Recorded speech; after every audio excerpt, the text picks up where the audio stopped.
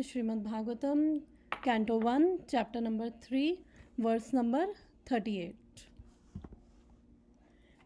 स वेदधातु पदवीं परस्य दुरन्तो वीरस्य रथाङ्गनापने यो मायया सन्ततयानुवृत्य भजेत तत्पाद सरोजगन्धम्। स वेदधातु पदवीं परस्य दुरन्तवीरस्य रथाङ्गनापाने यो मायया सन्ततयानुवृत्या भजेत तत्पाद सरोजगन्धम्।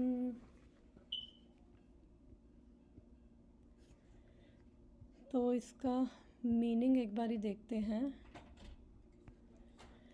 सवेद धातु पदवीं परस्य।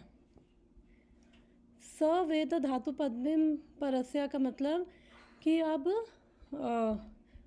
कौन भगवान की महिमा को जान सकता है। और दुरंत वीरस्य रथांगन पाने।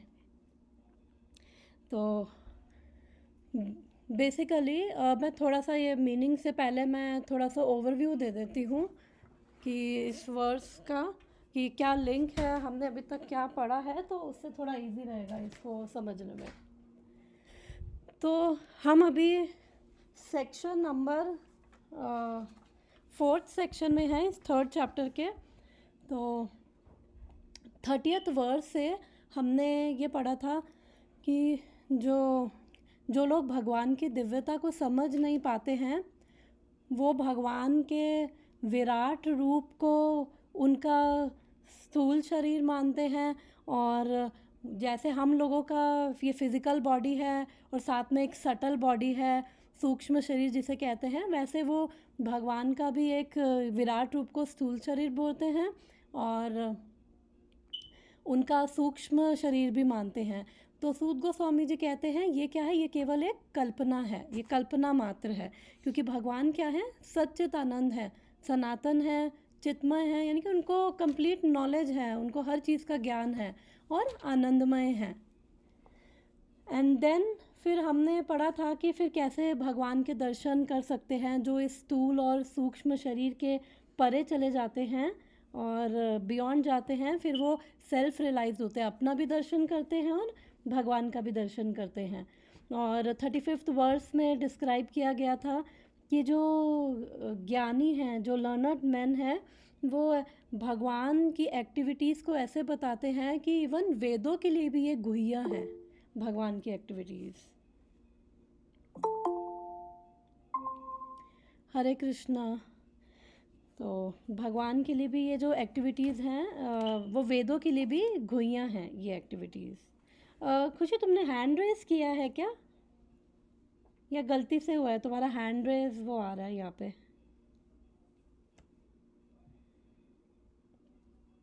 ओके, आई थिंक तुम्हें म्यूट अनम्यूट करने में आई थिंक प्रॉब्लम हो रही है, मुझे लग रहा है। तो अगर कुछ है तो तुम लिख सकती हो। एंड देन 36 वर्स में हमने ये पढ़ा था कि जो भगवान है, अब भगवान को कैसे समझा जाए। तो 36 वर्स में सूत गोस्वामी जी बताते हैं कि जो उनकी भगवान है वो सच्चिदानंद है और उनकी ओके, खुशी का मैसेज आया है। नहीं, मुझे तुम्हारी वॉइस तो नहीं सुनाई, मुझे तुम्हारी वॉइस नहीं सुनाई दे रही है, लेकिन क्या तुम्हें मेरी आवाज़ आ रही है जो ऑनलाइन है? ओके ओके, आवाज़ आ रही है। आई डोंट नो फिर तुम्हारी आवाज़ क्यों नहीं आ रही, तो तुम एक बारी डिसकनेक्ट करके दोबारा कनेक्ट कर सकती हो, तो मे बी कई बार कुछ इशू हो जाता है।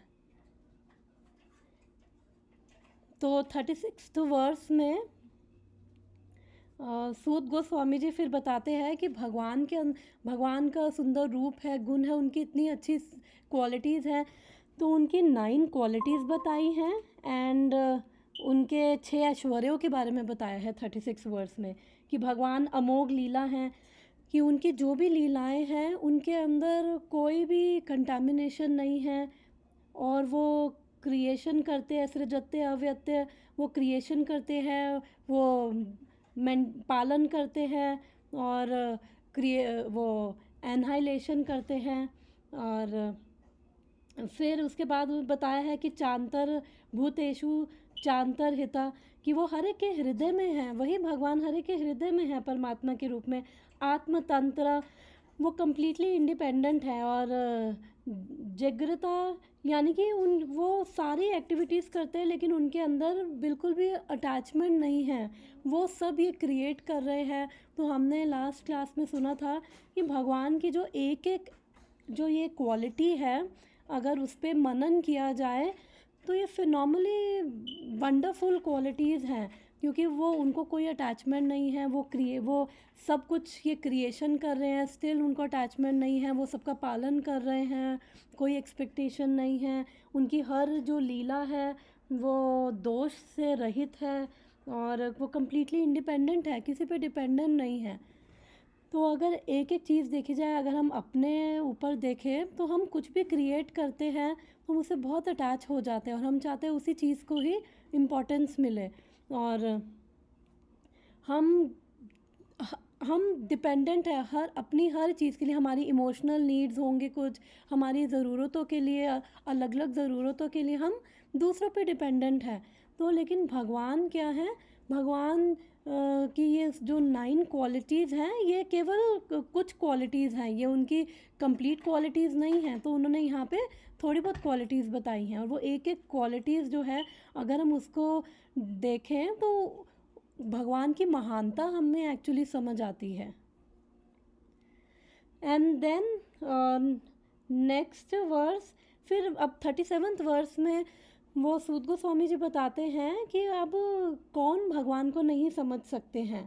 तो जो मूर्ख हैं और वो भगवान के इस दिव्यता को समझ नहीं सकते हैं, और कि वो भगवान एक तरह से जैसे एक ड्रामा होता है ना, उसके अंदर जो एक्टर्स होते हैं अपना अपना कैरेक्टर प्ले करते हैं और फिर चले जाते हैं, उनको अटैचमेंट थोड़ी होती है। अगर कोई आके किसी का बाप बन रहा है, किसी का हस्बैंड बन रहा है, तो उसको अटैचमेंट थोड़ी है उससे। वो जैसे ही वो ड्रामा या प्ले ख़त्म हुआ तो बस वो गया। तो उसी प्रकार भगवान क्या है, यहाँ पे इस भौतिक संसार में आ रहे हैं। वो एक ड्रामा, ये भौतिक संसार का जो ड्रामा है उसके अंदर भगवान आ रहे हैं।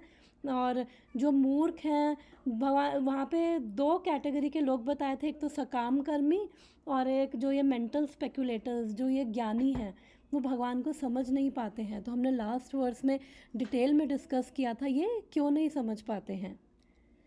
तो अब आज के वर्स में बेसिकली बताया जा रहा है कि अब भगवान को कैसे जान सकते हैं। तो इस वर्स में ओके, मैं आपको सुनाई दे रहा है, बिकॉज वो खुशी कह रही है कि इसको सुनाई नहीं दे रहा है। आई डोंट नो क्या प्रॉब्लम हो रही है।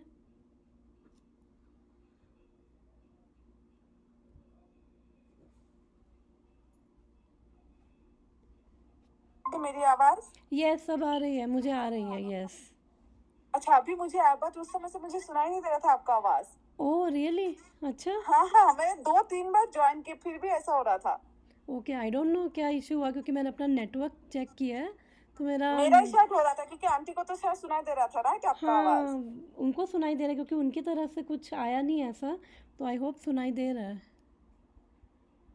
तो चलो, फिर मैं एक्चुअली बता रही थी कि पिछला मैंने अभी ओवरव्यू दिया है, और पिछले वर्ष में हमने पढ़ा था कि कौन लोग भगवान को समझ नहीं सकते हैं। तो हम इस वर्ष में पढ़ेंगे कि अब भगवान को कैसे समझा जाए, कैसे भगवान को जाना जाए, कैसे समझ पाएंगे भगवान को। तो ये वर्ष स्टार्ट कर, तो मैंने श्लोक तो पढ़ लिया था, मैं इसका अनुवाद पढ़ रही हूँ हिंदी और इंग्लिश दोनों में। मेरी स्क्रीन विजिबल है या स्क्रीन भी विजिबल नहीं है? मुझे नहीं दिख रही है माता जी, मतलब आपका ऐसे, आप नेहा ऐसे लिखा हुआ आ रहा है, बट आपका कोई ओके, मैं स्क्रीन आप दोबारा, पता नहीं यहाँ पे करो, वो सब नहीं दिख रहा ब्लैंक मुझे। दिखा रहा है। चलो मैं दोबारा शेयर करती हूँ। ओके कुछ प्रॉब्लम है, शेयर नहीं हो रही, स्क्रीन शेयर नहीं हो रही है, कुछ प्रॉब्लम है। आज इस कोई गूगल नहीं, मीट चलो में। आप पढ़ लो, हम सुनते हैं। ठीक है, आई थिंक अब मैंने दोबारा ट्राई किया है, अब दिख रही होगी आई थिंक। हाँ माता जी, अब दिख रही है। ठीक है, translation. Only those who render unreserved, uninterrupted, favorable service unto the lotus feet of Lord Krishna, who carries the wheel of chariot in his hand, can know the creator of the universe in his full glory, power and transcendence. अनुवाद। जो बिना हिचक के अबाध रूप से अपने हाथों में रथ का चक्र धारण करने वाले भगवान के चरण कमलों की अनुकूल सेवा करता है, वही इस जगत के सृष्टा की पूर्ण महिमा, शक्ति तथा दिव्यता को समझ सकता है। तो इस वर्स में आता है कि 3 चीज़ें इस वर्स में आई हैं। संततया अनुवृत्त्या और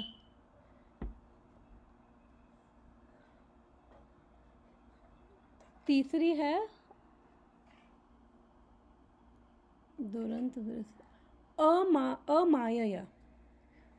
3 चीज़ें इस वर्स में हैं जो ये इम्पॉर्टेंट है। तो ये तीनों हम अभी समझेंगे। तो ये बता रहे हैं कि किस प्रकार से भक्ति करें कि जिससे हम भगवान को प्राप्त कर पाएंगे। तो इसका मीनिंग देखते हैं।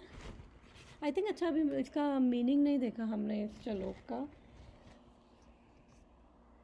तो यहाँ पे इस वर्स में बता रहे हैं कि अब कौन जो है ये सवेद धातु पदविम परस्य, कौन जो है भगवान को धातु यानी कि सृष्टा यानी कि क्रिएटर, जो कौन जो है वो कौन है जो भगवान की महिमा को या परस्य यानी यहाँ पे प्रभुपाद लिखते हैं अध्यात्म यानी कि वो भगवान की महिमा को जान सकते हैं। और फिर वो बता रहे हैं कि जो भगवान है वो क्या है, दुरंत वीरस्य यानी कि वो अत्यंत शक्तिशाली हैं। और रथांगना पाने यानी कि भगवान कृष्ण ने जब वो चक्र उठाया था, जब महाभारत के युद्ध में वो कथा आती है कि भीष्म जो पितामह हैं उन्होंने वो जब लड़ रहे थे तो दुर्योधन ने आके उनको शिकायत करी कि आप मन से नहीं लड़ रहे हो, कि आपके सामने तो कोई टिक भी नहीं सकता है, तो आप अगर मन से लड़ रहे होते तो अर्जुन को तो कब का मार दिया होता। तो बहुत उनको गुस्सा दिलाता है। तो फिर वो कहते हैं कि ठीक है, ये 5 बाण हैं, अब मैं इनसे कल जाके 5 पांडवों को मार दूंगा। तो फिर वो दुर्योधन को दे देते हैं कि ये लो तुम ले जाओ। तो फिर भगवान जो है कृष्ण भगवान वो समझ जाते हैं एंड वो अर्जुन को बोलते हैं कि दुर्योधन ने तुमने दुर्योधन को एक बारी बचाया था, तो तब दुर्योधन ने तुमसे कहा था कि तुम्हें जो भी वरदान चाहिए हो मुझसे ले लो। तो तब तुमने कहा था कि बाद में, तो अब जाओ और उससे ये बोलो कि जो तुमने पहले प्रॉमिस किया था वो मैं अब मांग रहा हूँ, तो तुम मुझे 5 बाण दे दो। तो फिर जब अर्जुन जाता है दुर्योधन से मांगता है, फिर दुर्योधन दे देता है वो 5 बाण। तो जब भीष्म पितामह को ये पता चलता है तो उनको गुस्सा आता है। तो फिर वो प्रतिज्ञा लेते हैं कि कल या तो मैं अर्जुन को मार दूंगा या फिर मैं भगवान की प्रतिज्ञा तोड़वा दूंगा। तो फिर जब नेक्स्ट डे लड़ाई होती है तो इतना धुरंधर वो अपना लड़ना शुरू कर देते हैं, बाण मारना शुरू करते हैं कि अर्जुन हैंडल ही नहीं कर पाता, अर्जुन के बस का ही नहीं होता। तो जब भगवान को ये सारे तीर लग रहे होते हैं, जो भीष्म पितामह मार रहे होते हैं, कुछ भगवान को लग रहे होते हैं और अर्जुन के तो बिल्कुल बस के बाहर होती है वो उनको हैंडल भी करना। तो बट वो बड़ा सुंदर एक्सप्लेनेशन आता है ये आगे जब हम पढ़ेंगे भीष्म पितामह के बारे में, कि जो ये भगवान उस समय भीष्म, क्योंकि वो भी भक्त हैं भगवान के, तो भगवान उनके साथ कैसे वो वीर रस में इंजॉय कर रहे हैं। जैसे वो लवर होता है और वो अगर वो लव बाइट अगर दे तो उसको उसमें भी प्लेजर मिलता है। तो ऐसे ही भगवान जो भीष्म पितामह बाण मार रहे हैं उसके अंदर भी भगवान जो है वो भक्त हैं तो वो भी इंजॉय कर रहे हैं। चलो वो तो डिफरेंट बात है। फिर जब उन्होंने देखा कि अब अर्जुन नहीं हैंडल कर पा रहा तो भगवान को गुस्सा आता है और फिर भगवान एक रथ का पहिया वहाँ पे पड़ा होता है, भगवान वो पहिया लेके भीष्म पितामह को मारने के लिए भागते हैं। फिर अर्जुन रोकते हैं ना, नहीं आपने प्रतिज्ञा ली है। तो बेसिकली क्योंकि भीष्म पितामह चाहते थे इसलिए भगवान भी अपनी प्रतिज्ञा उन्होंने तोड़ी। और जब वो भगवान अपना वो लेके वो जब पहिया लेके भागते हैं तो भी बड़ा सुंदर वर्णन आता है कि कैसे भगवान जो हैं पीताम्बर वस्त्र धारण किए हुए हैं, उनके बाल बिखरे हुए हैं और उनकी ऐसे बॉडी बड़ी ट्रांसेंडेंटल दिव्य लग रही है। और फिर भीष्म पितामह वो रूप देखकर वो प्रणाम करते हैं। तो इसलिए उनको बोलते हैं रथांगना पाने, क्योंकि उन्होंने भगवान ने वो रथ का पहिया उठाया, अपनी प्रतिज्ञा तोड़ी और भक्त के लिए अपनी प्रतिज्ञा तोड़ी। तो भगवान जो है वो उनको अच्युत बोला जाता है कि वो कभी अपना प्रॉमिस नहीं तोड़ते हैं। लेकिन भक्तों, क्योंकि वो भक्त वत्सल हैं, भक्तों के अधीन है, तो भक्तों के लिए वो कुछ भी करते हैं, वो अपनी प्रतिज्ञा भी तोड़ सकते हैं। तो इसलिए उनको रथांगना पाने बोला है। और योग माया संततया अनुवृत्तिया, तो जो ये बोला है अमाया यानी कि जो कपट रहित भक्ति करते हैं, भजन करते हैं।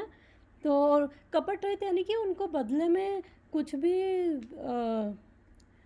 मांगते नहीं। अगर वो भजन कर रहे हैं तो उनको ये नहीं है कि अगर हम भजन कर रहे हैं तो हमें ये मिलना चाहिए इसके बदले, तो वो बदले में कुछ भी नहीं मांगते हैं। तो वो है कपट रहित भजन। और बिना किसी बिजनेस डील के, बिना किसी, वो एक तरह से शुद्ध भक्ति कर रहे हैं माया और बिना किसी एक्सपेक्टेशन की कि अगर हम भजन कर रहे हैं, भगवान का नाम ले रहे हैं तो हमें ये मिलेगा वो मिलेगा, वो इन चीज़ों से रहित हैं।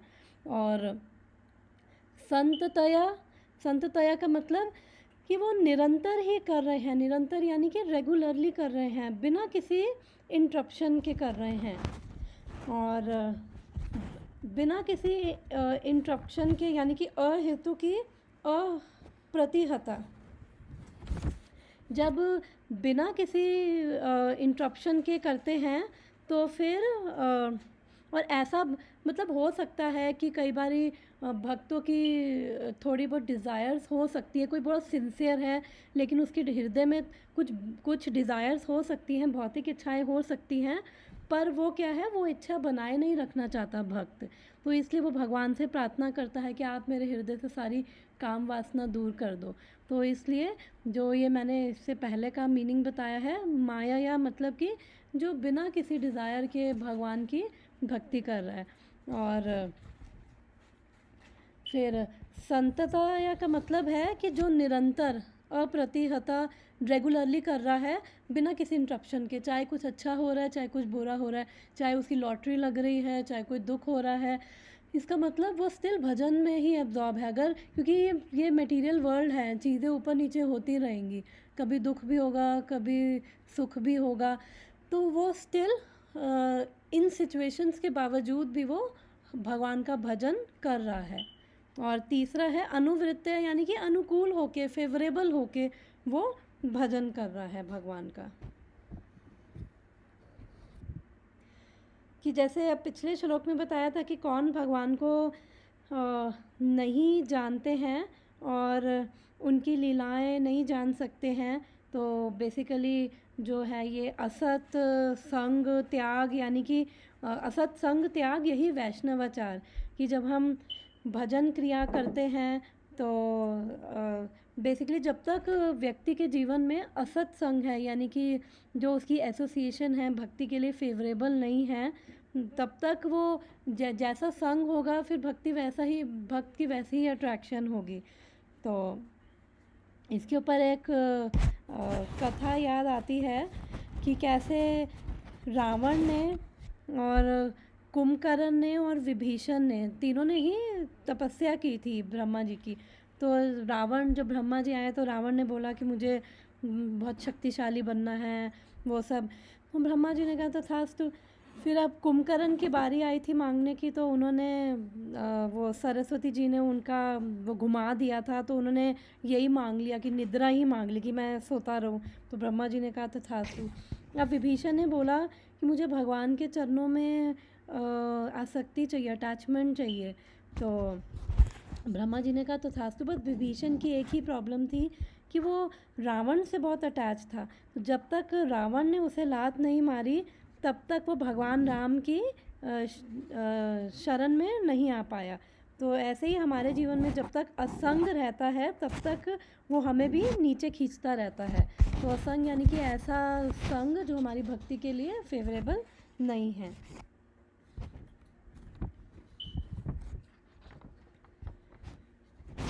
एंड फिर लास्ट लाइन इसकी, भजते तद पाद सरोजा गंधम।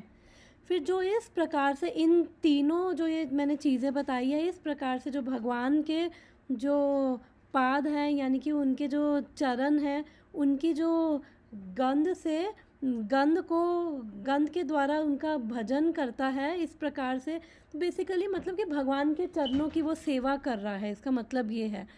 तो भगवान की सेवा करके जो उनका भजन कर रहा है, तो उस फिर एक्चुअली में वही भगवान को जान सकते हैं। अब भगवान तो परमात्मा के रूप में हर एक के हृदय में है, तो वो हर एक के हृदय में समझते हैं कि किसकी कैसी डिज़ायर्स हैं, किसकी कैसी इंस्पिरेशंस हैं। तो इससे भगवान कभी इंटरफेयर नहीं करते। अगर किसी की डिज़ायर्स हैं कि उसको अपनी बस भोग ही भोगने हैं, तो भगवान इंटरफेयर नहीं करते। वो कहते हैं ओके, जब तक भोगने हैं भोगते रहो। तो वैसी ही वो प्रेरणा उनके हृदय में रहती है। लेकिन जब जो भक्त होते हैं, जब वो भक्ति करते हैं अमाया संतता और अनुवृत्तिया, तो भगवान उनके हृदय को शुद्ध करते हैं। और जो उनकी हृदय के में जो अगर इच्छाएं भी होती हैं अगर ये भोग की, तो भगवान क्या करते हैं उनकी इच्छाओं को, क्योंकि उनकी इच्छा है भगवान को शरण में जाने की, तो स्टिल अगर उनकी फिर भी भौतिक इच्छाएं बनी हैं, तो उनकी इंद्रियों को की जो वो इच्छाएं हैं वो उसको घुमाकर भगवान अपनी सेवा में लगा देते हैं, जिससे उनका चित्त और शुद्ध होता है। और क्योंकि भगवान तो इंद्रियों के स्वामी हैं, तो वो अपनी तरफ उनकी इंद्रियों को मोड़ देते हैं। वो लोग फिर भगवान का, उनकी इंद्रियां ऐसा नहीं माता जी ये फिर से बोलोगे क्या? आपका ना वो साउंड चला गया था। तो किन लोगों को भगवान मोड़ देते हैं? ये मैं बता रही थी, हमने अभी ये 3 क्वालिटीज़ पढ़ी हैं, संततया, अनुवृत्तिया और मायया। तो जो इस तरह से इस प्रकार से भगवान के चरणों की जो भक्ति करते हैं भगवान की सेवा करके, तो भगवान उनके हृदय में फिर, क्योंकि भगवान इंद्रियों के स्वामी हैं, तो भगवान उनके हृदय में वैसी ही प्रेरणा देते हैं और उनके जो इंद्रियों को अपनी सेवा में लगाते हैं भगवान, और उनके चित्त को फिर शुद्ध करते हैं, क्योंकि भगवान क्या है, इंद्रियों के स्वामी हैं। और वो इंद्रियों के स्वामी हैं यानी कि कंट्रोलर है। ऋषिकेश बोला जाता है ना, मास्टर ऑफ सेंसेस बोला जाता है। तो इसलिए फिर जो ऐसे भक्त होते हैं भगवान के, फिर वो भगवान का रूप देखने में आनंद लेते हैं, भगवान का प्रसाद खाने में उनको आनंद मिलता है और भगवान के बारे में सुनने में उनको आनंद मिलता है। तो क्योंकि उनका चित्त धीरे धीरे शुद्ध होता है और फिर वो भगवान को अनुभव, उनका जो भगवान को अनुभव कर पाते हैं। तो हम प्रभुपाद जी का अनुवाद तात्पर्य पढ़ते हैं, एक बार अनुवाद दोबारा पढ़ते हैं। जो बिना हिचक के अबाध रूप से अपने हाथों में रथ का चक्र धारण करने वाले भगवान के चरण कमलों की अनुकूल सेवा करता है, वही इस जगत के सृष्टा की पूर्ण महिमा, शक्ति तथा दिव्यता को समझ सकता है। तो इस वर्ष में ये बताया जा रहा है कि कौन भगवान को समझ सकता है, जैसे लास्ट वर्ष में बताया गया था कि कौन भगवान को नहीं समझ सकता है। तात्पर्य, बाय हिज डिवाइन ग्रेस ऐसी भक्तिवेदांता स्वामी शिला प्रभुपाद की जय। तात्पर्य, केवल शुद्ध भक्ति सकाम कर्मों एवं मानसिक तर्क के फलों से मुक्त होने के कारण भगवान कृष्ण के दिव्य नाम रूप तथा उनकी लीलाओं को समझ पाते हैं। इन शुद्ध भक्तों को भगवान की अनन्य भक्ति से कोई व्यक्तिगत लाभ प्राप्त नहीं करना होता। तो भी हमने जो पढ़ा था ये माया, यानी कि बिना किसी हिचक के, प्रभुपाद यहाँ पे लिख रहे हैं बिना किसी हिचक के, यानी कि उनको भक्ति के बदले में कुछ चाहिए नहीं होता है। जनरली जो भी आता है तो उसको भगवान से कुछ ना कुछ चाहिए होगा, इसलिए वो सोचते हैं कि चलो हम अगर भक्ति करेंगे या नाम लेंगे, पूजा उपासना करेंगे तो हमें हमारी जो भी इच्छा है वो पूर्ण हो जाएगी। तो लेकिन यहाँ पे बता रहे हैं कि जो शुद्ध भक्त जो हैं वो ये मानसिक तर्क से और सकाम कर्मों से, जो हमने लास्ट क्लास में डिस्कस किया था, वो इन दोनों चीज़ों से मुक्त हो चुके होते हैं, क्योंकि वो कन्विंस हो चुके हैं और उनका जो अट्रैक्शन है भगवान के नाम के प्रति, उनके लीलाओं के प्रति होता है, और इसलिए उनको कोई और डिज़ायर नहीं होती कि हम इस किसी डिज़ायर की वजह से वो भगवान की भक्ति नहीं कर रहे होते। डिज़ायर यानी कि भौतिक इच्छा की वजह से भगवान की भक्ति नहीं कर रहे होते। और वैसे भी जो बिना हिचक के भगवान की, वह बिना हिचक के भगवान की अनन्य सेवा करते हैं।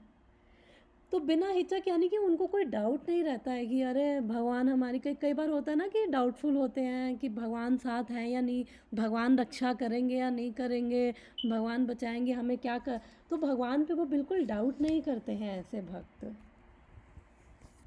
और केवल जो है वो भक्ति के द्वारा ही भगवान को समझा जा सकता है, क्योंकि भगवान बोलते हैं श्रीमद् आई थिंक ये भगवद गीता में बोलते हैं, ना हम वेदे न तपस्या न दानेन च जया सख्य एवं विदो दृष्टवान असि माम यथा। 11 चैप्टर में बोलते हैं कि अर्जुन जो तुम ये मेरा दिव्य रूप देख रहे हो, वो कोई वेदों को पढ़कर या फिर तपस्या करके या फिर दान देकर या यज्ञ कर कर या कोई और पूजा करके ये नहीं समझा जा सकता है।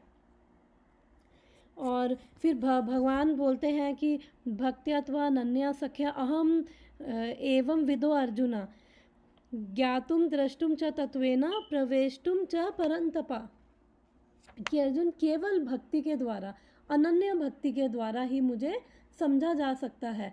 और केवल मुझे समझा नहीं जा सकता, उसके साथ साथ जो ये मेरी लीलाओं की जो ये मिस्ट्री है उसको भी समझा जा सकता है, क्योंकि जनरली जो है लोग भगवान की लीलाओं को समझ नहीं पाते हैं कि भगवान क्या है। बिकॉज तभी हमने पिछले 36 वर्स में पढ़ा था भगवान की क्वालिटीज़, कि भगवान जिग्रति, वो उनको कोई अटैचमेंट नहीं है। तो इसलिए जब हमें ये समझ आएगा पहले कि वो इंडिपेंडेंट है, वो भगवान चांतर हिता सबके हृदय में है, कोई अटैचमेंट नहीं है, इंडिपेंडेंट है, किसी के ऊपर डिपेंडेंट नहीं है, वही क्रिएटर है। तो धीरे धीरे जब हमें उनकी दिव्यता समझ आएगी तभी हम उनकी कॉन्फिडेंशियल लीलाएं हैं, जैसे रास लीला होगी, जब उन पता ही नहीं है तो रास लीला क्या समझेंगे। तो इसलिए पहले बोला जाता है कि आप फर्स्ट कैंटो, जब आप ये फर्स्ट कैंटो पहले स्कंद पढ़ो, दूसरा स्कंद पढ़ो, तीसरा स्कंद पढ़ो, वो सब क्या है, हमारी कॉन्शियसनेस को, वो चेतना को हमारा वो डेवलप कर रहा है कि पहले समझो तो सही जिनकी लीलाएं समझ रहे हो वो है कौन, वो उनकी महानता, उनकी दिव्यता समझो, उनकी मधुरता समझो। महान तो है ही भगवान, नो डाउट, इसमें कोई डाउट नहीं है। महानता के साथ साथ उनकी जो लीलाएं अगर हम देखते हैं तो कितनी मधुर हैं उनकी लीलाएं, कितना प्रेम है जो उनको केवल महानता ही नहीं, क्योंकि हम लोग को अगर कोई बोला जाए कि देखो ये ग्रेट पर्सन है, हम कहेंगे हाँ अच्छी बात है कि ये बहुत ग्रेट पर्सन है। तो हम लोगों के लिए क्या है, हम लोगों के लिए उनकी लीला में केवल महानता ही नहीं, दिव्यता ही नहीं, मधुरता भी है कि ये ग्रेट होने के साथ साथ ही सो लवेबल। तो ऐसे ही भगवान जो हैं वो ग्रेट है, महान है, उसके साथ साथ वो बहुत प्रेम करते हैं। तो जब ये किसी के बारे में ये समझ आता है कि अरे ये तो बहुत प्रेम करते हैं सबसे, और ये चाहते हैं कि हम जो उनके साथ हमारा संबंध है, हमारा प्रेम का जो संबंध है, हम सब भी उनको प्रेम करें, तो जब हमें ये समझ आता है तो उनके प्रति हमारा जो अटैचमेंट बढ़ती है। तो इसलिए जो भक्त हैं वो ये सब कन्विंस हैं, वो ये समझ पा रहे हैं उनकी महानता भी, उनकी दिव्यता भी और उनकी मधुरता भी।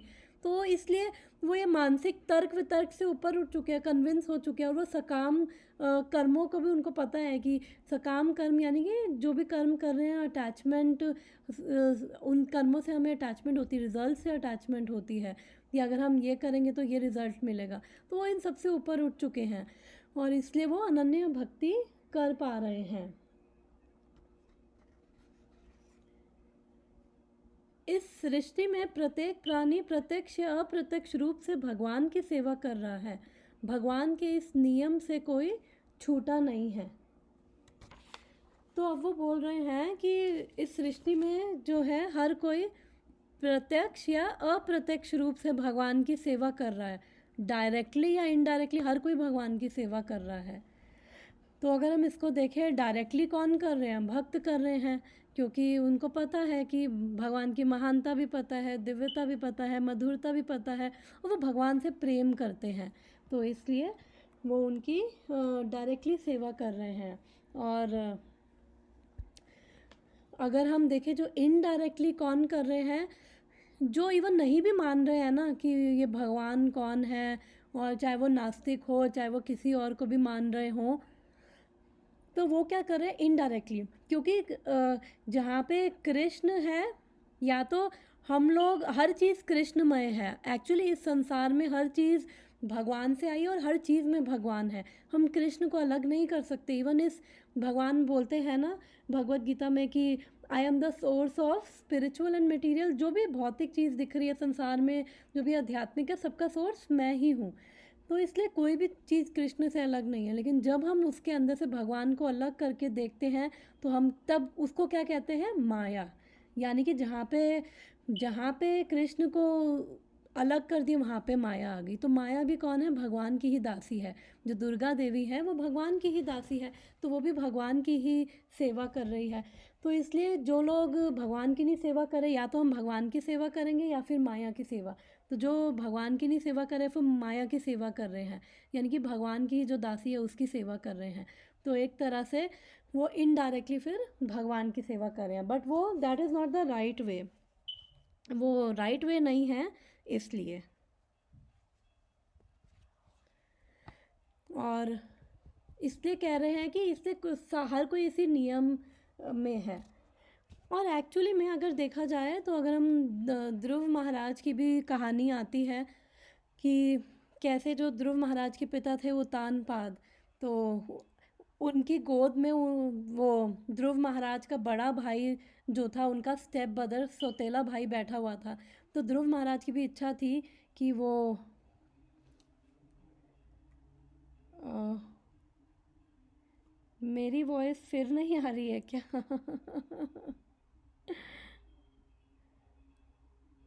ओके, दोबारा फिर ट्राई करो। आई डोंट नो ये क्या हो रहा है कि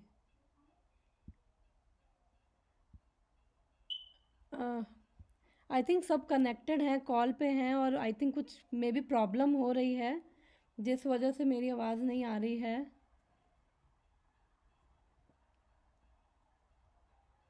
एक सेकेंड।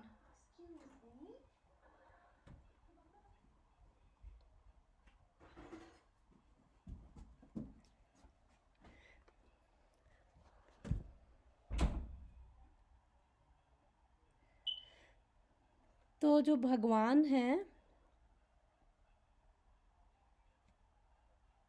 और फिर वो बोल रही है मेरी आवाज़ नहीं आ रही, आई डोंट नो।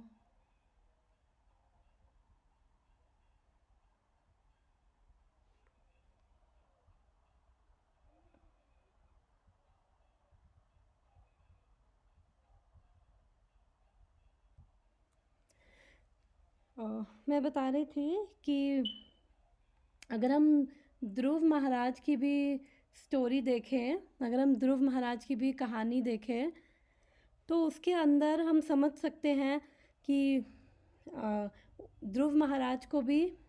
अब मेरी आवाज़ आ रही है? खुशी दोबारा ज्वाइन किया है। ओके ओके ओके, मैं बोलती हूँ, ठीक है, वो कह रही है बोलती हूँ मैं। तो आई थिंक सारे डिस्कनेक्ट हो गए मीट से। अभी आ रही है माता जी। ओके, आई थिंक फिर मेरे कुछ गूगल मीट में प्रॉब्लम है, क्योंकि बार बार डिस्कनेक्ट कनेक्ट हो रहा है। अच्छा हाँ, मैं भी बार बार डिस्कनेक्ट करके कनेक्ट हो रही हूँ, वो सुनाई नहीं दे रहा है। ओह सो सॉरी, बट मैंने इसको रिकॉर्ड कर रही हूँ, तो मैं रिकॉर्डिंग एक हाँ बार ही हाँ, शेयर मैं कर सुनूंगी दूंगी। क्योंकि बार बार मेरा भी कट रहा है बार बार, तो पता नहीं आपके यहाँ से या मेरे यहाँ से। हाँ, आई डोंट नो, कुछ प्रॉब्लम है। स्टिल मैं कंटिन्यू करती हूँ जहाँ जो मैं बोल रही थी, फिर मैं रिकॉर्डिंग भी शेयर कर दूंगी। तो मैं बता रही थी कि हम इस बात को डिस्कस कर रहे थे कि कि भगवान की सेवा को डायरेक्टली या इनडायरेक्टली हर कोई कर रहा है, चाहे कोई माने या चाहे कोई नहीं माने। तो ध्रुव महाराज की मैं स्टोरी बता रही थी कि उन्होंने जब अपने पिता की गोद में बैठना चाह रहे थे, और फिर उनकी जो सौतेली माँ थी, उन्होंने उनको बहुत इंसल्ट किया और बोला कि अगर अपने पिता की गोद में बैठना है तो मेरी कोख से जन्म लेना पड़ेगा। इसका मतलब जाओ जाके मर जाओ और फिर भगवान की तपस्या करो, और फिर जब मेरी कोख से जन्म लोगे तभी बैठ पाओगे। तो उन्होंने बहुत इंसल्टेड फील किया था। फिर वो अपनी माता के पास गए, तो उनकी माता को भी दुख हुआ ये सब सुन के। तो उन्होंने बोला कि चाहे कोई तो उन्होंने फिर ध्रुव महाराज ने उनसे पूछा कि अब मुझे ये अपने पिता से भी बड़ा राज्य चाहिए है, तो मुझे उसके लिए क्या करना है। तो उन्होंने बोला कि चाहे कुछ भी चाहिए हो, भौतिक चाहिए हो या फिर आध्यात्मिक चाहिए हो, तो ये केवल भगवान विष्णु ही दे सकते हैं, और उनके सिवा कोई नहीं दे सकता है। तो उन्होंने कहा कि भगवान विष्णु की जाके फिर पूजा करो। तो फिर उन्होंने बोला कि कैसे करूँ। तो उन्होंने कहा मैंने तो यही सुना है कि जंगल में जाके करते हैं। तो फिर ध्रुव महाराज जंगल में जाते हैं, वहाँ पे उनको भगवान की कृपा से, बिकॉज़ भगवान ने देखा कि हाँ, जब वो इच्छा है भगवान को पाने की, भले ही उनकी इच्छा क्या थी, भौतिक थी। तो फिर नारद मुनि गुरु बन के आए। तो नारद मुनि ने पहले तो उनका टेस्ट लिया कि अरे यहाँ से जाओ, शेर चीते बड़े जंगली जानवर है, खा जाएंगे तुम्हें। तो उन्होंने कहा अगर आप मुझे बता सकते हो कि भगवान कैसे मिलेंगे तो आप बात करो, वरना कोई बात नहीं। फिर नारद मुनि ने कहा ओके। फिर नारद मुनि ने उनको इंस्ट्रक्शंस दी कि देखो कि क्या ये इंसल्ट फील करना, तुम तो अभी इतने छोटे बालक हो, ये आदर सम्मान और ये सब चीज़ें, उस थोड़ी हाई लेवल इंस्ट्रक्शंस दी। फिर उन्होंने कहा कि आपकी बातें देखो ठीक है, लेकिन अभी मेरा वो लेवल नहीं है कि मैं उसको समझ सकूं, लेकिन आप मुझे मेरे अकॉर्डिंग बताओ कि मैं ऐसा क्या करूं कि मुझे भगवान मिलेंगे। तो जब नारद मुनि ने देखा कि वो इतने डिटरमाइंड है कि बस अब उन्होंने वो प्रण ले लिया कि अब मुझे भगवान को ही पाना है। फिर उसके बाद नारद मुनि ने बताया अब ऐसे ऐसे करना है, तो उन्होंने नारद मुनि को फॉलो किया, जो गुरु के रूप में आए थे और शुद्ध भक्त हैं। तो जैसा उन्होंने बताया उन्होंने वैसे किया, और 6 महीने में उनको फिर भगवान के दर्शन हुए। फिर उन्होंने जब भगवान ने उनको बोला कि ये लो राज्य, तो उन्होंने कहा नहीं, मेरे पास तो हीरा मुझे मिल गया, मुझे कांच का टुकड़ा नहीं चाहिए। तो भगवान ने भी उनकी स्टिल वो इच्छा पूरी करी, जबकि अब उनके अंदर वो इच्छा थी नहीं। तो भगवान की कृपा से जो भौतिक इच्छाएं हैं वो भी पूरी भी होती हैं, और धीरे धीरे भगवान की कृपा से जब भक्ति में आगे बढ़ते हैं तो फिर वो हायर स्पिरिचुअल एक्सपीरियंस मिलते हैं। तो फिर उनके प्रति हमारे हृदय में धीरे धीरे वो चली जाती हैं। तो भगवान की भक्ति का ये फल होता है, क्योंकि जब एक हायर चीज़ मिलेगी तो लोअर चीज़ें अपने आप छूट जाती हैं। तो इसलिए ध्रुव महाराज की स्टोरी का एसेंस यही था कि अगर चाहे कोई भौतिक इच्छा हो चाहे कोई आध्यात्मिक इच्छा हो, तो हम सबको भगवान के सिवा कोई और ऑप्शन है ही नहीं है। और इवन श्रीमद् भागवतम में भी आता है, स वै पुंस परो धर्मो यतोर्भक्तिरधोक्षजे अहेतुकीय प्रतिहता ययात्मा सुप्रसिद्धति। तो श्रीमद् भागवतम में बोला गया है कि ऐसा नहीं है कि केवल शुद्ध भक्त ही भक्ति करे। जैसे ध्रुव महाराज हो गए, भागवतम में हम सुनते हैं, प्रहलाद महाराज हो गए, उनके बारे में सुनते हैं कि केवल उनको भक्ति करनी चाहिए। तो यहाँ पे बोला है श्रीमद् भागवत में, स वै पुंसाम परो धर्मो, कि जो पूरी ह्यूमैनिटी के लिए, कि हर एक के लिए, कि चाहे वो कोई हो, चाहे वो शुद्ध हो चाहे वो अशुद्ध हो, हर एक के लिए क्या है उसका परम धर्म क्या है? या तो भक्तिर अधोक्षजे। अधोक्षजे किसको बोला गया है? भगवान कृष्ण को बोला गया है। केवल उनकी भक्ति करना, और कैसी भक्ति होनी चाहिए? अहेतु की अप्रतिहता। अहेतु की यानी कि अनमोटिवेटेड, जो इस वर्स में बताया जा रहा है, और अनइंटरप्टेड। जो बोला था ना, इस वर्स में बोला था कि ये संततया और ये मायया, यानी कि संततया यानी कि निरंतर होनी चाहिए, रेगुलरली होनी चाहिए। और ये माया मतलब कि अनमोटिवेटेड, बिना किसी भौतिक इच्छा के होनी चाहिए। और भक्ति करके ही, उससे जो भक्ति करेगा, हर एक को ही भक्ति करनी है एक्चुअली, और जो भक्ति करेगा वही केवल यह आत्मा सुप्रसिद्धति, वही केवल उसकी आत्मा को प्रसन्न कर पाएगा। क्योंकि हम अल्टीमेटली कोई भी कर्म कर रहे हैं तो उसके पीछे हमारी मोटिवेशन क्या होती है? I want to be happy. तो वो हैप्पीनेस कैसे मिलेगी? केवल भगवान की भक्ति करके, और सबको भगवान की भक्ति करनी है। तो श्रीमद् भागवतम में तो ये बोला गया है। ओके, 15 मिनट्स हो गए हैं आज, तो ऐसे ही हो गए 15 मिनट्स। जो लोग भगवान के भ्रामक प्रतिनिधि द्वारा बाध्य होकर भगवान की अप्रत्यक्ष रूप से सेवा कर रहे हैं, वे भगवान की प्रतिकूल ढंग से सेवा करते हैं। तो कह रहे हैं कि भ्रामक प्रतिनिधि यानी कि जो लोग बोनाफाइड गुरु के अंडर नहीं है। बोनाफाइड गुरु कौन है? जो हम 4 संप्रदाय हैं, अगर उन्हीं के अंदर जो गुरु आ रहे हैं, जो भगवान कृष्ण से ही ये चारों संप्रदाय आए हैं, तो हम जिनके अंदर हैं, हम वो भगवान कृष्ण से ब्रह्मा जी ने ज्ञान लिया, और फिर आगे नारद जी को ज्ञान दिया, वही सेम ज्ञान फिर आगे वो पास ऑन होता हुआ आया। तो भगवत गीता जो है उसके हम फर्स्ट चैप्टर से पहले वो पूरी गुरु परंपरा देख सकते हैं, हम उसको देख सकते हैं कि कहाँ पे शिला प्रभुपाद आते हैं। तो हम किस संप्रदाय में हैं? ब्रह्म गौड़ीय वैष्णव संप्रदाय में हैं। तो जो ऐसे गुरु जो प्रामाणिक है गुरु हैं, अगर उनसे ज्ञान लिया जाएगा तो ही वो अनुकूल है, अदरवाइज़ वो क्या है? प्रतिकूल है। जो भ्रामक प्रतिनिधि यानी कि खुद भटके हुए हैं। तो कई लोग होते हैं ना कि मान लेते हैं, हाँ थोड़ा सा कोई चमत्कार दिखाएगा तो वो कहेंगे यही हमारे गुरु है, क्योंकि इसने मेरी सारी भौतिक इच्छाएं पूरी कर दी है। पता चले वो गुरु खुद अंधा है, और वो खुद अंधा है, और फिर अंधा क्या करेगा? खुद भी गिरेगा गड्ढे में, और जो फॉलो करे उसको भी गड्ढे में गिराएगा। तो वो सब और इग्नोरेंस में ही है, क्योंकि जो केवल यही बात कर रहा है, थोड़ा सा जिसको सिद्धि विद्धि हो, और उसको थोड़ी बहुत वो लोगों का माइंड पढ़ ले, थोड़ा बहुत बता दे लोगों के बारे में, और इच्छाएं पूरी कर दे, तो आजकल जनरली लोग ऐसे गुरुओं को के पीछे भागते हैं। और जो प्रामाणिक गुरु होगा वो कभी ये नहीं कहेगा मैं भगवान हूँ। प्रामाणिक गुरु हमेशा यही कहेगा कि मैं भगवान का दास हूँ, और वो भगवान तक पहुँचने का हमें वो राइट वे, कैसे भगवान को अप्रोच करे, कैसे हरि नाम ले, वो प्रामाणिक गुरु हमें भगवान तक पहुँचने का ही रास्ता दिखाएगा। इसलिए जो ऐसे भ्रामक प्रतिनिधि हैं, फिर उनके अंडर रहकर हमें ये प्रतिकूल ढंग से हम भगवान को ही नहीं समझ पाएंगे, क्योंकि फिर उनके यही पॉइंट रहेगा कि बस अपने इंद्रियों को सेटिस्फाई करो, और बस उतने में ही लोग खुश हो जाते हैं, अरे वाह मेरी इच्छाएं पूरी होगी, इससे ज़्यादा मुझे और क्या चाहिए। तो जैसे हम अगर अपने बच्चों को स्कूल में डालते हैं, तो हम केवल ये नहीं देखते ना कि ये बिल्डिंग बड़ी अच्छी है, ये बिल्डिंग अच्छी है तो मैं अपने बच्चे को इसी स्कूल में डालूँगा। नहीं, हम देखते हैं कि वो एक प्रामाणिक बोर्ड से जो स्कूल है एफिलेटेड है या नहीं। वो सीबीएसई बोर्ड हो गया, राजस्थान बोर्ड हो गया, हरियाणा बोर्ड हो गया, अगर इंडिया की बात करें तो प्रामाणिक बोर्ड से एफिलेटेड स्कूल है। तो इसका मतलब उसके जो टीचर्स हैं वो एजुकेटेड होंगे, वो बोनाफाइड होंगे, प्रामाणिक होंगे।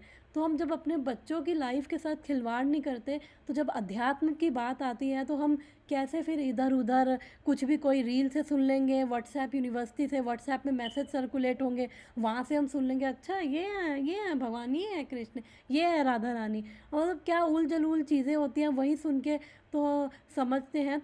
तो हमें वैसा नहीं करना है। प्रामाणिक सोर्सों से ही, जो सोर्सेज हैं भगवान के, जो भक्त हैं गुरु परंपरा में हैं, उन्हीं से ही भगवान के बारे में सुनना है। तो इसलिए जो ऐसे भ्रामक प्रतिनिधि हैं उनके द्वारा जो अगर उनके उनके द्वारा जो उनको फॉलो कर रहे हैं, यानी वो क्या कर रहे हैं, इनडायरेक्टली वो माया की सेवा कर रहे हैं, क्योंकि ऐसे जो गुरु हैं वो माया के खुद अधीन हैं। तो फिर वो क्या, वो खुद माया में है, तो खुद इनको क्या माया से छुड़वाएंगे। तो वो माया की बस सेवा करते रहेंगे, जन्म मृत्यु जरा व्याधि इसी में फंसे रहेंगे, और फिर इससे आप बियॉन्ड जा नहीं पाएंगे। किंतु जो उनके प्रिय प्रतिनिधि के निर्देशन में प्रत्यक्ष सेवा करता है वह अनुकूल सेवा करता है। तो यहाँ पे प्रभुपाद यही कह रहे हैं कि प्रामाणिक गुरु से हमें ज्ञान लेना है, और प्रामाणिक गुरु से ज्ञान लेंगे तो तब हमें समझ आएगा अन्य अभिलाषिता शून्यम ज्ञान कर्मा अनावृतम अनुकूलेन कृष्णौ शीलनम भक्तिरुत्तमा, कि एक्चुअली में भक्ति का मतलब क्या है, कि ये भक्ति की डेफिनेशन है। उत्तम भक्ति क्या है कि अन्य अभिलाषिता शून्यम, कि बिना किसी अभिलाषा, कोई अभिलाषा नहीं होनी चाहिए, ज्ञान और कर्म से भी वो भक्ति ढकी नहीं होनी चाहिए। अनुकूल है ना कृष्ण, यानी कि जो भी हमारे मोटिवेशंस हैं, हमारे इमोशंस हैं, वो सारे भक्ति के लिए फेवरेबल होने चाहिए, क्योंकि हमारे जो मोटिवेशंस होती हैं, डिज़ायर्स होती हैं, तो अगर वो भक्ति के लिए फेवरेबल होंगी तो तभी हम अपनी एनर्जी उसके अंदर इन्वेस्ट करेंगे।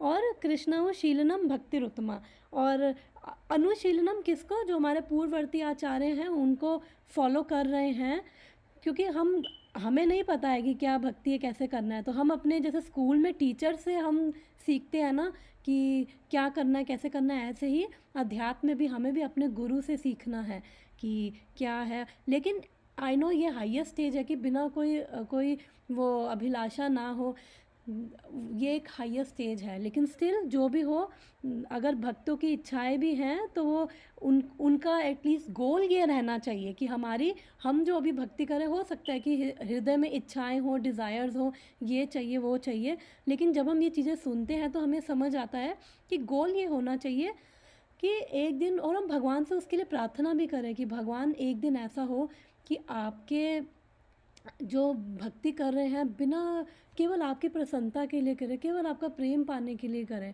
अभी बहुत सारी इच्छाएं हैं, तो आप ये सारी काम वासनाएं हमारे हृदय से दूर करो।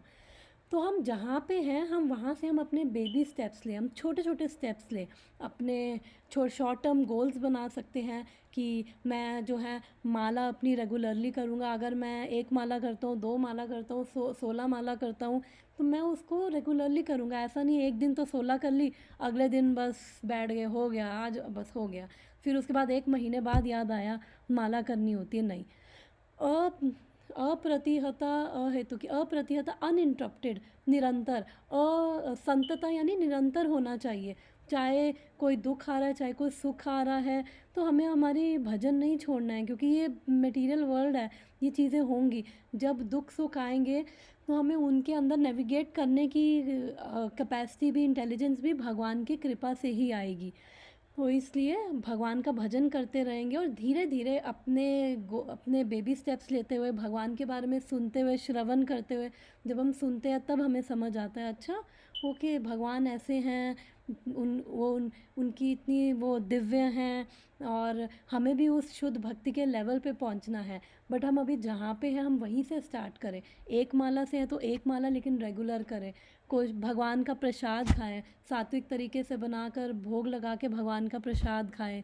तो हम अपनी तरफ से जो है भगवान के बारे में श्रवण करें, कीर्तन करें, प्रभुपाद की ये पुस्तकें पढ़ें, भागवतम पढ़ें, भगवत गीता पढ़ें कि भगवान क्या कह रहे हैं, हमारे लिए बोल रहे हैं भगवत गीता। भागवतम क्या है, हमारे लिए है कि जब ये भगवत गीता भगवान की इंस्ट्रक्शंस हैं, श्रीमद् भागवतम भगवान के बारे में है।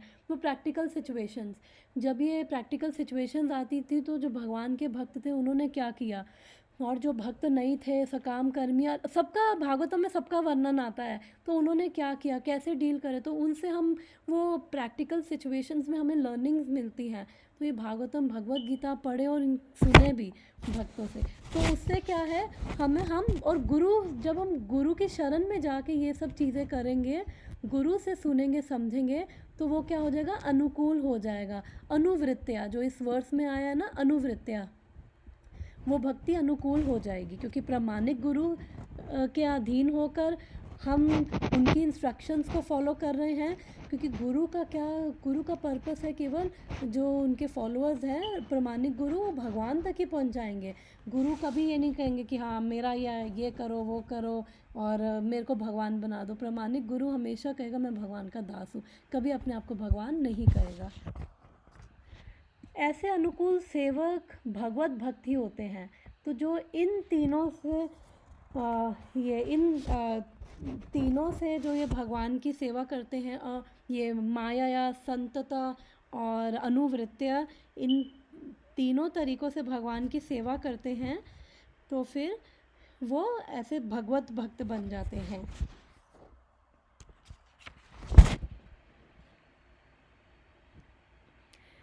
तो सेवा भी, क्योंकि गुरु को पता है कि कृष्ण को क्या प्रिय है, और सेवा भी गुरु के अनुकूल। ऐसा नहीं कि जैसे अगर अभी कोई हमारे घर में भक्त आया और वो गर्मी है बाहर और वो कह रहा है कि मुझे बस आप ठंडा ठंडा पानी दे दीजिए, और हम जाके लाए, नहीं आप ये गरम गरम दूध पियो, देखो हम तो आपकी सेवा कर रहे हैं।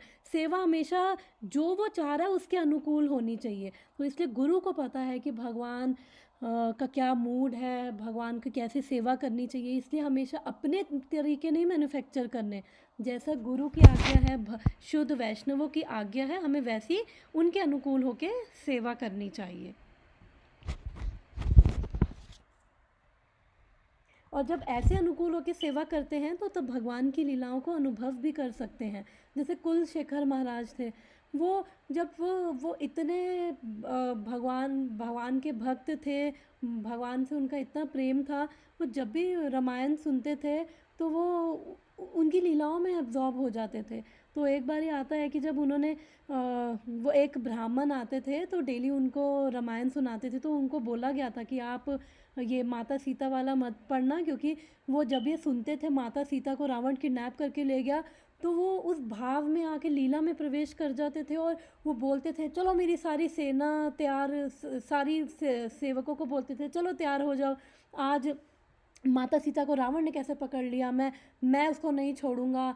फिर उसके बाद वो बताते थे नहीं नहीं नहीं वो आ गई माता सीता, वापस आ गई हैं अब वो। तो फिर थोड़ा सा उनको चैन पड़ता था। तो एक बार क्या हुआ, उस ब्राह्मण का पुत्र आया तो वो क्या कहते हैं, उसने वही वापस से रिपीट किया, तो कुलशेखर महाराज वो उठ पड़े वापस से, और वो उन्होंने सेना को बोला। अब उनको सैनिकों को पता था कि ये इनका सुनते ही ये भाव में चले जाते हैं, तो वो भागने लग गए तलवार लेकर। और उतनी देर में वो आगे समुद्र था, समुद्र के अंदर जाते गए। फिर भगवान राम, सीता माता और लक्ष्मण जी आए। फिर भगवान राम ने बोला देखो देखो ऐसा कुछ नहीं हुआ, मैं ले आया, सीता को ले आया। फिर उसके बाद उन्होंने देखा अच्छा आप ले आए, तो उन्होंने वहाँ पे प्रणाम किया। तो मतलब भगवान को खुद आना पड़ा। ऐसे भक्त होते हैं कि अरे नहीं अब सब ठीक है। तो मतलब इतने भाव में वो लीलाओं में प्रवेश कर जाते हैं ऐसे जो भगवत भक्त होते हैं, और वे भगवत कृपा से अध्यात्म के गुह्य क्षेत्र में प्रवेश कर पाते हैं। तो भगवान की कृपा से और गुरु की कृपा से ऐसी लीलाओं में काफ़ी ऐसे भक्त हुए हैं। हम जैव धर्मा में पढ़ रहे थे कि कैसे जो वो प्रेमदास बाबा जी जो हैं, वो कैसे राधा कृष्ण की लीलाओं में नाम लेते लेते बस नाम ले रहे हैं और उनकी लीलाओं में प्रवेश कर जाते थे, क्योंकि भगवान की जो लीलाएं हैं वो निरंतर चल रही हैं, हमें नहीं दिख रहा लेकिन भगवान की लीलाएं हर टाइम चल रही हैं। तो वो स्पिरिचुअल वर्ल्ड में और किसी न किसी ब्रह्मांड में भगवान की लीलाएं चल रही हैं। तो वो प्रेमदास बाबा जी कैसे वो निशांत लीला में प्रवेश कर गए, और वो राधा रानी का जो मंकी है वो उसको डांट रहा, अरे मत ज़ोर ज़ोर से बोलो, राधा और कृष्ण सो रहे हैं, उनको आराम करने दो, वो सब। तो ऐसे जो भक्त होते हैं, ऐसे भगवान के शुद्ध भक्त भगवान की लीलाओं में जो जहाँ पे कृष्ण लीला चल रही है, राम लीला चल रही है, जैसे उनका भाव है वो प्रवेश कर जाते हैं। तो ये भगवान की कृपा से, गुरु की कृपा से। लेकिन मनोधर्मी सदा अंधकार में ही पड़े रहते हैं। तो जैसे मनोधर्मी यानी कि जो ये अपना तर्क वितर्क करते हैं, अरे भगवान नहीं होते, या फिर भगवान हैं, भगवान ऐसे हैं, भगवान वैसे हैं।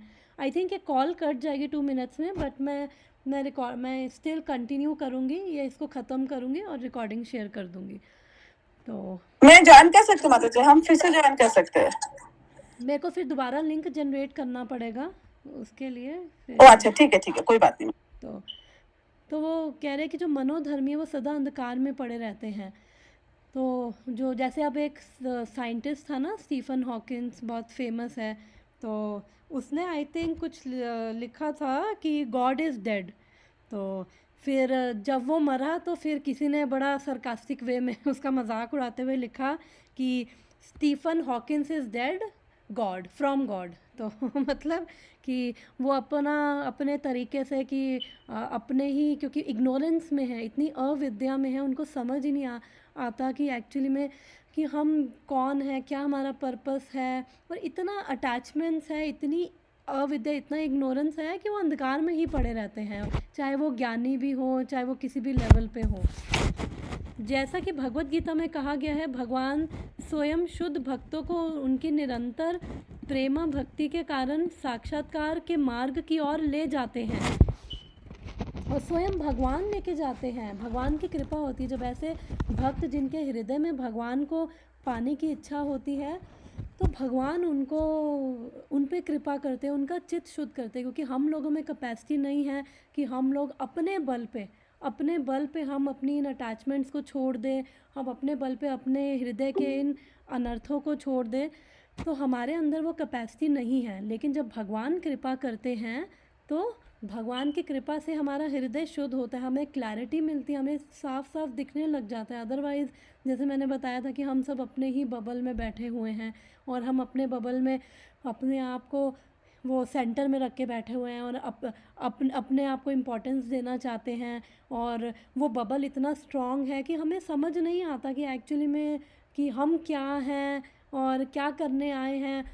और बस उसी उसी मेंटालिटी में बैठ के हम दूसरों को देख रहे हैं, दूसरों पे कभी ब्लेम करते हैं, कभी खुद पे कोसते हैं, कभी भगवान को कोसते हैं, क्योंकि पता ही नहीं कौन है, क्या करने आए हैं एक्चुअली में भगवान के ही अंश है। ये सब चीज़ें नहीं समझते कि भक्ति करनी है और सबको करनी है। अभी जो मैंने बताया था कि सर्वे पुंसाम परो धर्मो, ये ह्यूमैनिटी के लिए, सबके लिए है, केवल भक्ति करनी और यहाँ से हमें निकलना है। और तो जब हम भक्ति करते हैं तो भगवान की कृपा से भगवान हमारे हृदय के ये सारे अनर्थ दूर करते हैं, और हम उनकी कृपा से सेल्फ रियलाइज्ड हो पाते हैं। और भगवान के धाम में प्रवेश पाने का यही रहस्य है, केवल भक्ति करना और भगवान की सेवा। सेवा का मतलब सब कुछ आ जाता है, भगवान का नाम का जाप करना, भगवान के भक्तों की सेवा करना, गुरु की सेवा करना, गुरु की फ़िज़िकल सेवा करना, मंदिर में कोई भी सेवा है, भगवान की कुकिंग की सेवा, डेटी वर्शिप, गार्लैंड भगवान के लिए बना रहे हैं, मंदिर की सफाई कर रहे हैं, तो हर चीज़ वो सेवा में आ जाता है। ये जो हम पढ़ रहे हैं ये भी सेवा है, ये भी हम कीर्तन भी कर रहे हैं। तो ये इससे भी भगवान प्रसन्न होते हैं। जब हम भगवान की ग्लोरिफिकेशन करते हैं, हम समझते हैं कि एक्चुअली में कि हमारा जो रियल गोल है भगवान के बारे में जानना है। तो जब हम उसके प्रति भी ये सब पढ़ रहे हैं, हम श्रीमद् भागवतम पढ़ रहे हैं, तो इसमें भगवान की हम पे कृपा हो रही है। वहाँ प्रवेश पाने के लिए सकाम कर्म तथा तर्क वितर्क की कोई योग्यता नहीं है। तो भगवान के धाम में, सॉरी, ये सकाम कर्मियों, और जो हमने लास्ट वर्स में पढ़ा था, तो जिसने लास्ट वर्स के नहीं पढ़ा तो वो रिकॉर्डिंग सुन सकता है, तो मैंने डिटेल में बताया था। तो भगवान के धाम में सकाम कर्मी और तर्क वितर्क की लोगों की कोई योग्यता नहीं है। चाहे वो कितने बड़े से बड़े लॉजिक दे, कितने बड़े वो लोगों को इम्प्रेस कर ले अपनी वर्ड जगलरी से, तो सॉरी, केवल भक्ति के द्वारा ही हम भगवान को जान सकते हैं। और क्योंकि हम 3 गुणों में हैं, हर कोई 3 गुणों में है। तो जब हम भक्ति करते हैं, भक्ति 3 गुणों, सतोगुण, रजोगुण, तमोगुण में नहीं आती है। और जब हम भक्ति करते हैं तो इन 3 गुणों से हम ऊपर उठते हैं। तो इसलिए जब भगवान की कृपा होती है तो हम भगवान की कृपा से ही भक्ति कर पाते हैं और 3 गुणों के ऊपर उठते हैं। तो फिर क्योंकि हम ये सकाम कर्म जो कर रहे हैं, जो भी हम कर्म कर रहे हैं, उनसे अटैचमेंट केवल ये 3 गुणों के अंडर ही है। फिर तर्क वितर्क भी 3 गुणों के अंडर है। तो इसलिए 3 गुणों से ऊपर उठना पड़ेगा। तो इसलिए भगवान को समझने की योग्यता भक्ति है, और भक्ति द्वारा भगवान अपने आप को प्रकट करते हैं। तो हम भगवान को अपने एफर्ट से नहीं जान सकते जब तक भगवान अपने आप को हमें प्रकट ना करे। तो जब हम भगवान के बारे में जानना चाहते हैं तो भगवान अपने आप को प्रकट करते हैं, भगवान हमारे लिए सारा अरेंजमेंट करते हैं, भक्तों को हमारे जीवन में भेजते हैं, गुरु को हमारे जीवन में भेजते हैं। तो जब गुरु हमारे जीवन में आ रहे हैं, भक्त हमारे जीवन में आ रहे हैं, इसका मतलब ये भगवान की हम पे बहुत कृपा है।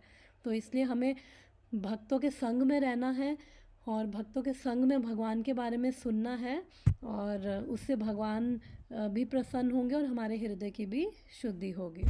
तो आज के लिए इतना काफ़ी। Thank you so much. Hare Krishna.